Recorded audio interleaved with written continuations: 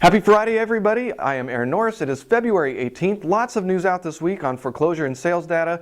Banks are put on notice by investigators, and more on the MERS mess in this week's the Norris Group Real Estate Headline Roundup in 2.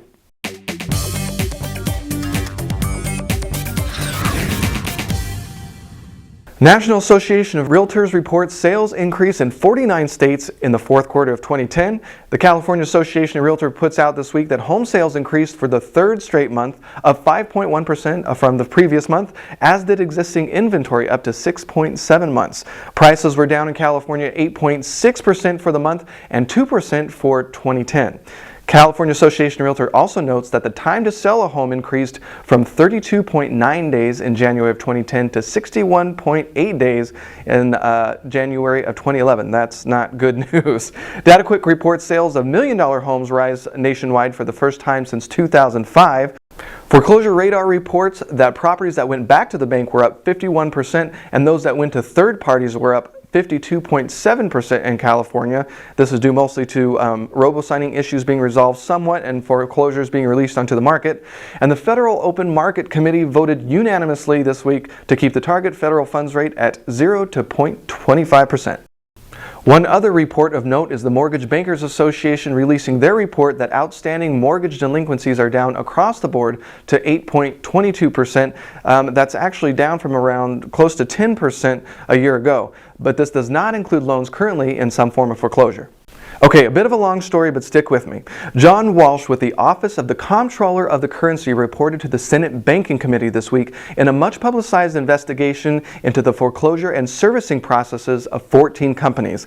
The Office of Comptroller of the Currency, the FDIC, the Federal Reserve, and the Office of Thrift Supervisors have been on site of these 14 banks and institutions, including MERS, for the last several months. Walsh said critical deficiencies and shortcomings in foreclosure governance processes had been found, and that state and local laws were violated as well as federal regulations.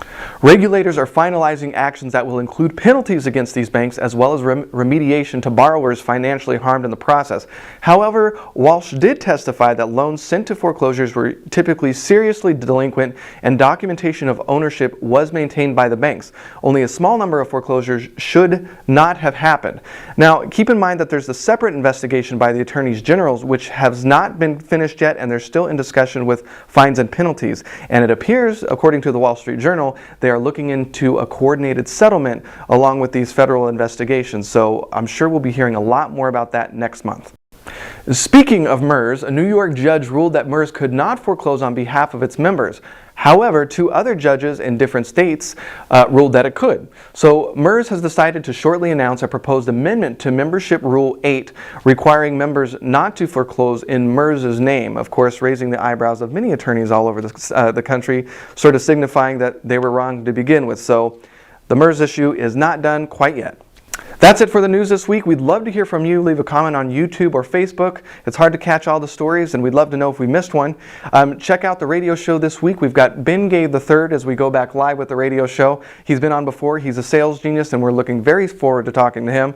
February 23rd, Bruce does a rare interview live with Sean Watkins in Orange County at Investors Workshops. And March 4th, we're in Murrieta speaking at the Young Professionals Network.